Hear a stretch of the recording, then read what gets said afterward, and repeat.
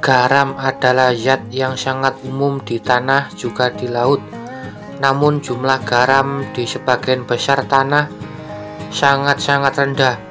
Tanaman membutuhkan sedikit salinitas untuk bertahan hidup, karena garam adalah salah satu nutrisi yang diperlukan bagi tanaman untuk tumbuh. Sehingga keberadaan garam diperlukan.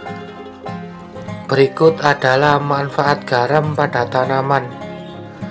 Di antaranya adalah yang pertama, meningkatkan pertumbuhan tanaman. Garam mengandung magnesium yang merupakan nutrisi penting untuk pertumbuhan tanaman. Magnesium membantu dalam proses klorofil yang merupakan zat yang diperlukan untuk fotosintesis pada tanaman. Dengan memberikan garam tanaman, kita dapat meningkatkan pertumbuhan dan produktivitas garam tersebut. Pemulihan nutrisi tanaman seringkali mengalami kekurangan magnesium dalam tanah. Dengan memberikan garam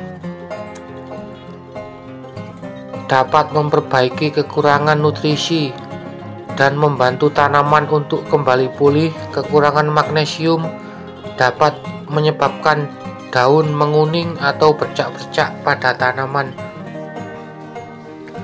Ini yang kita bahas ini adalah garam kasar ya teman-teman. Di video saya terdahulu kan sudah ada manfaat garam dapur ya.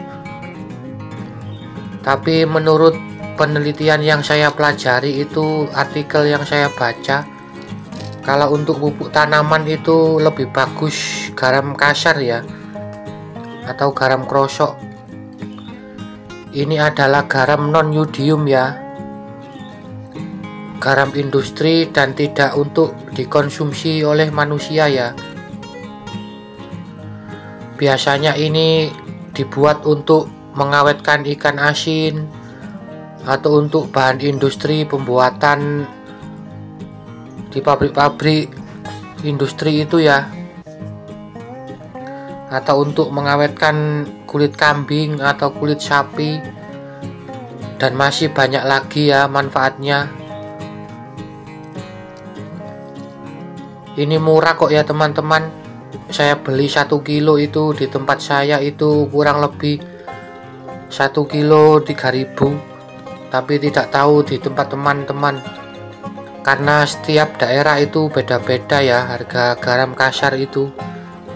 Inilah tabel manfaat garam kasar untuk tanaman ya. Ini menurut artikel yang saya pelajari ya teman-teman. Jadi ini sudah tidak diragukan lagi ya, manfaat garam kasar untuk masa pertumbuhan tanaman atau pupuk alternatif.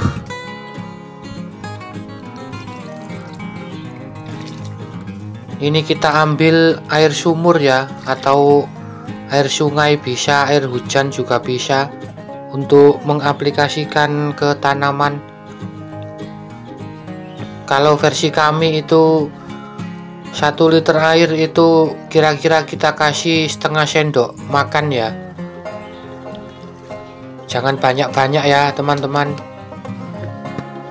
karena sesuatu yang berlebihan kan juga tidak baik ya. Jadi pemupukan itu tidak diukur dari banyaknya ya, tapi diukur dari frekuensinya dan konsistennya.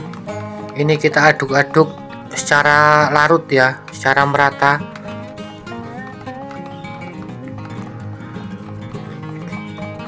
Ini nanti kita siramkan ke tabulan pot ya.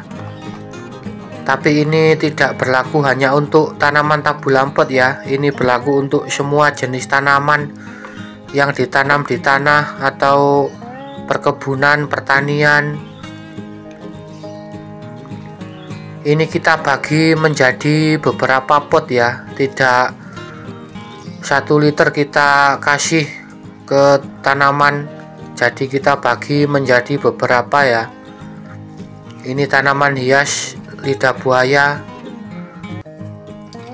Kita kasih sedikit saja ya kalau tanaman hias lidah buaya, karena tanaman itu rentan mati kalau terkena garam banyak-banyak. Ini tabu lampot jambu biji juga kita kasih sedikit-sedikit saja ya. Ini tanaman terong terkena, tidak tahu terkena apa itu ya, daunnya menguning.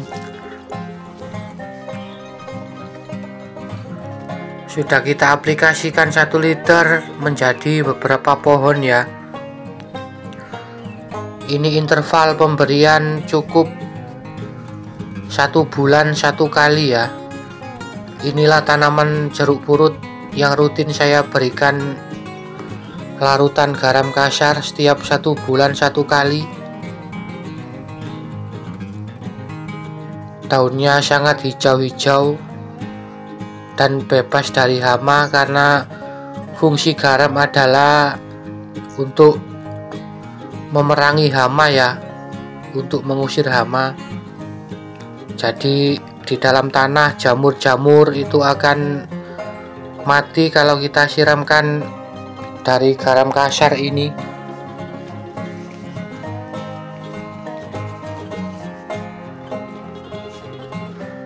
Bagi teman-teman yang baru menemukan channel kami, mohon dukungannya ya, dengan cara like ini.